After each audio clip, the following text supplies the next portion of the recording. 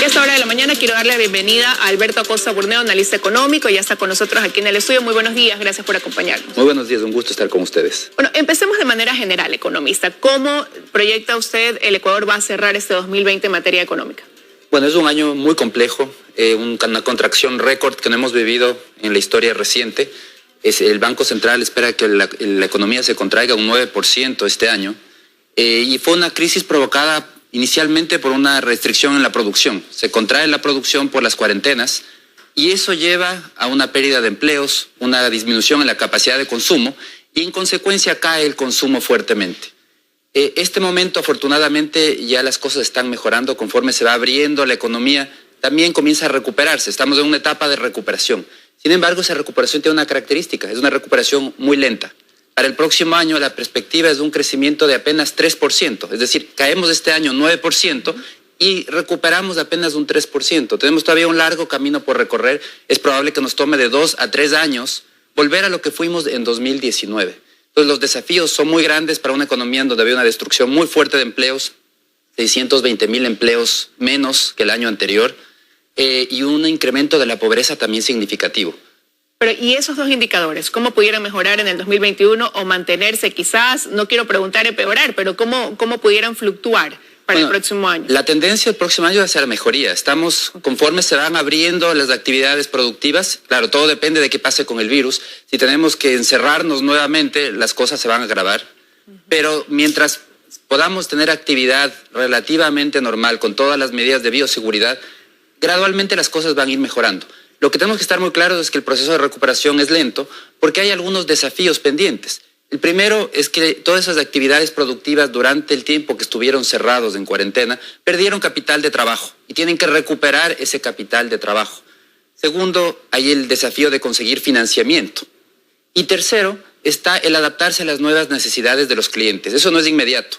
Los clientes actualmente demandan otras cosas. Si antes, por ejemplo, había una demanda, para decir un ejemplo, demanda de zapatos para poder salir, ahora que ya no hay matrimonios o no hay fiestas, no hay primeras comuniones, ya la gente no demanda zapatos elegantes, sino tal vez zapatos para estar en casa. Ese tipo de cosas sucede en todos los negocios y eso significa un proceso de adaptación de los productores, de los comerciantes a las nuevas necesidades. De reinventarse, ¿no? Pero usted hablaba de financiamiento. Este año también, más allá de lo que ha pasado, este golpe que hemos tenido en la economía, el Ecuador ha generado confianza a tal punto que los multilaterales pues han hecho sus desembolsos, 4.708 millones. Por un lado se esperan 2.400 más. Entonces, ¿eso qué respiro también le ha dado al país? Le ha dado un respiro, permite cerrar un año tan complejo, permite conseguir financiamiento para un año en el que la necesidad de financiamiento ha alcanzado récords inimaginables. Se estima que son alrededor de 16.000 millones de necesidad de financiamiento para este año, lo cual no es fácil de conseguir. Y los multilaterales permiten pasar un año tan complejo como este. Es importante que los políticos en la Asamblea y también fuera de ella entiendan la responsabilidad que tienen en este proceso. El Estado es un adicto, hay que tratarlo como tal, un adicto al endeudamiento. Es un Estado que gasta lo que no tiene y que tenemos que ir quitando esa adicción, curando esa adicción. No lo podemos hacer de la noche a la mañana. Quisiéramos hacerlo, pero no hay cómo. Y por eso es que es tan importante que respalden el acuerdo que existe de financiamiento. ¿Qué significa en la práctica? Que en este mes debería aprobarse una ley anticorrupción. Es parte del acuerdo. Es parte del acuerdo, pero también es parte del acuerdo que deberían tener los políticos con los ecuatorianos. Llevamos ya más de 4 años casi 4 años del cambio de gobierno y no tenemos una ley anticorrupción. Bueno, en eso se está trabajando, pero por otro lado ahora los multilaterales han dicho se debe destinar un porcentaje mayor del 37% para cubrir este bono de desarrollo a las personas en estado de vulnerabilidad. ¿Puede realmente, por ejemplo, cumplir con estas metas como esta de aquí de ampliar, extender ese bono de desarrollo? Bueno, parte del financiamiento es también para financiar ese tipo de programas. Son programas de emergencia que son necesarios porque en el corto plazo hemos vivido una destrucción de empleos muy grande, un incremento de la pobreza muy fuerte. Se habla de que el año cerraremos con alrededor de 1.800.000 pobres. Eso no se soluciona, hay soluciones de largo plazo como es corregir los problemas de competitividad, corregir la crisis fiscal, generar empleos. Eso hay que hacer, hay que trabajar en los objetivos del mediano y largo plazo.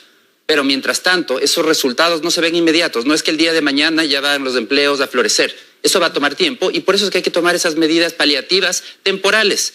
Y para eso es el financiamiento. Pero decía, entre los temas compromisos que tiene que estar clara la clase política, no solamente es la ley anticorrupción de este mes.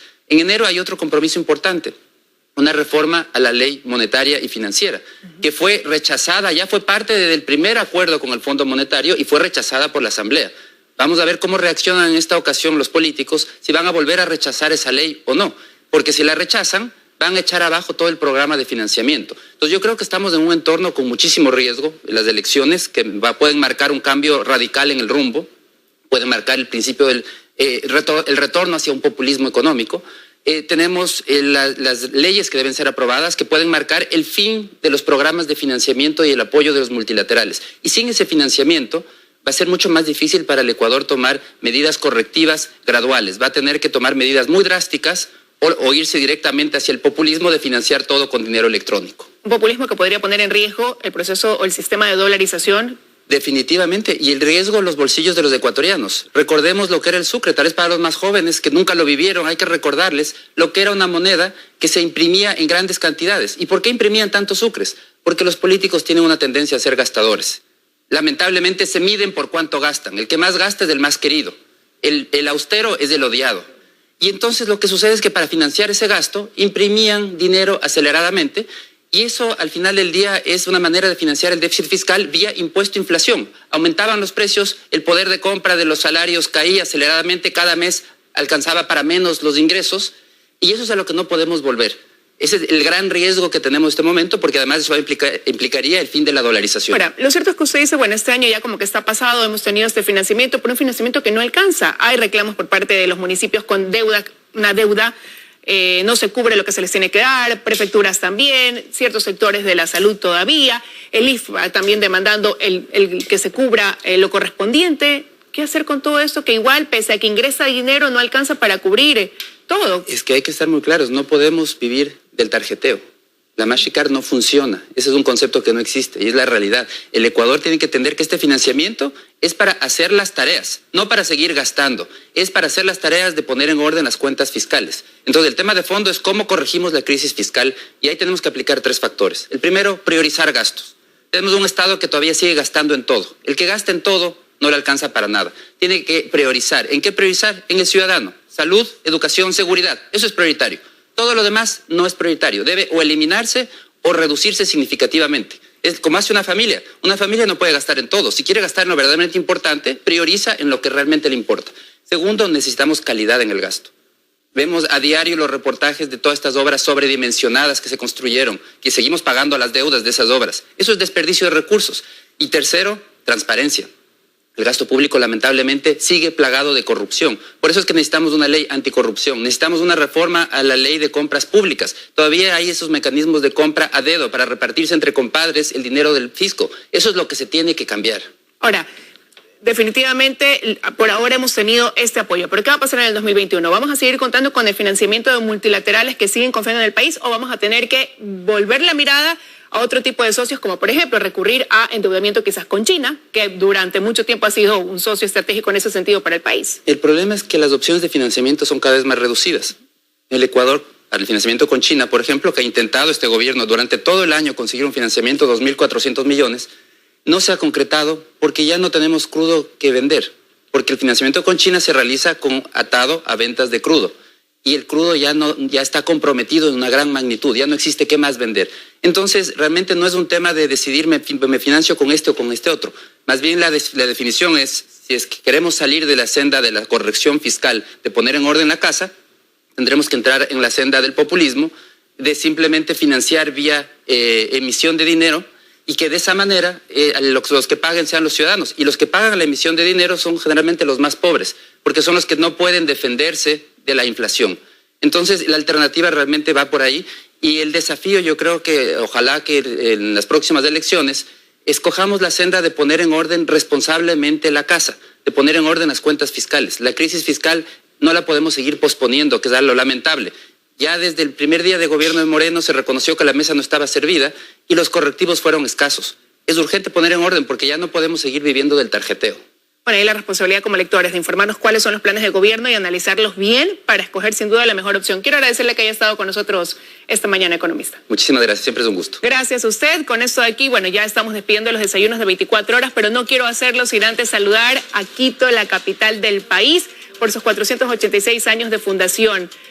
Un abrazo para todos los que viven en esa hermosa ciudad y que hoy pues viven también, valga la redundancia, esa fiesta de manera diferente. Muchos de los eventos serán de manera virtual. Hay una idea maravillosa que son estas serenatas donde van a pasar por los barrios los cantantes cantándole a la carita de Dios. Y bueno, adaptarnos a esa forma de celebrar cumpliendo todas las medidas de bioseguridad por nuestro bien y el bien de los demás. Con eso de aquí me despido. Enseguida vienen Economía con Vicente Albornoz y luego las noticias aquí en Teleamazonas.